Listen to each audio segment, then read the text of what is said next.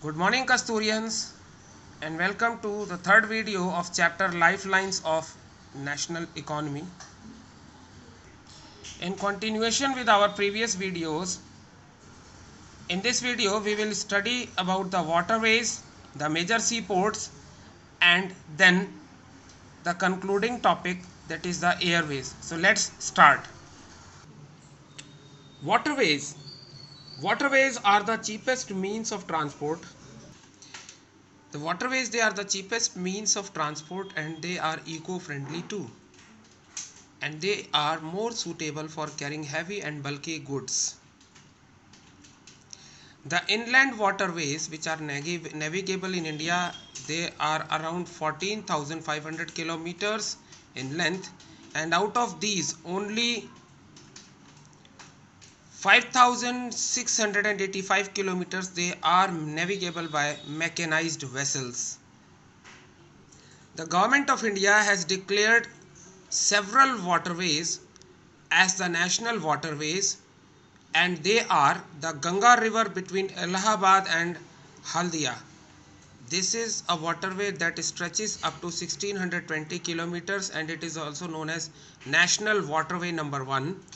Then we have the Brahmaputra river between Sadia and Dhubri.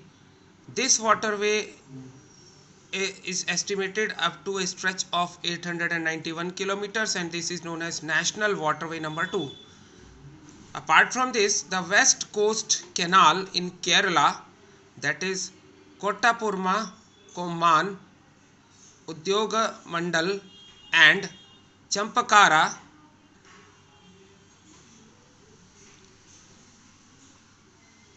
from Kudremukh mines.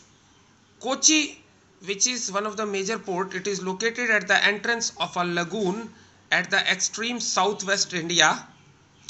And on the east coast, the port of Tuticorin, which is in Tamil Nadu, is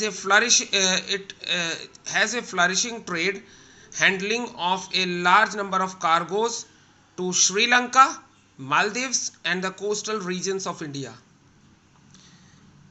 The oldest artificial ports of the country is Chennai, which is ranked next to Mumbai in terms of the volume of trade and cargo. Then we have Visakhapatnam, which is the deepest landlocked and well protected port. This was originally conceived as the port which for iron ore exports. Then we have Paradweep port, which is located in Odisha, that is specializing in the export of iron ore, and Kolkata, which is an inland riverine port which serves the hinterland of Ganga Brahmaputra basin, and being a tidal port it requires constant dredging. Then the Haldia port, which was developed as a subsidiary port in order to relieve growing pressure on the Kolkata port. So these are the major 12 seaports of India. The waterways, with the development of the railway network and with the expansion of the road network and with proper road connectivity, now the pressure up to some extent has been reduced on the waterways, but still for transportation of bulky and voluminous goods it is still considered to be one of the cheapest and oldest mode of transport and convenient too. But the major problem with this mode of transport is the time span which is required for transportation of goods in bulk as compared to the time taken by the railways or the roadways. Then comes the airways. Air travel, it can cover difficult terrains like high mountains, deserts, forests and also long oceanic routes. But the problem with this is that we need to have proper infrastructure required for takeoff and landing of the planes. But still, apart from this difficulty, the air travel is now one of the most preferred mode of transportation when the goods in small quantities they need to transport from one place to another within a very quick succession of time. So the air travel is the fastest and most comfortable and prestigious mode of transport.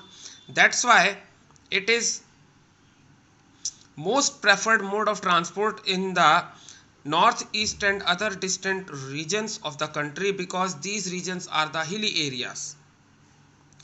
The air transport, it was nationalized in 1953, and on the operational side we have Air India, Indigo, Vistara, SpiceJet and Go Air. These airlines, they provide domestic services, whereas Air India, it provides international air services. Regarding the helicopters, we have the Pawan Hans Helicopters Limited, that provides helicopter services to ONGC, that is Oil and Natural Gas Corporation, for dealing with its offshore and inaccessible operations, which are generally carried out in inaccessible areas and difficult terrains like the northeastern states and the interior parts of Jammu and Kashmir, Uttar Pradesh and Himachal Pradesh and Uttaranchal. That's all we have in this video. Thank you and have a nice day.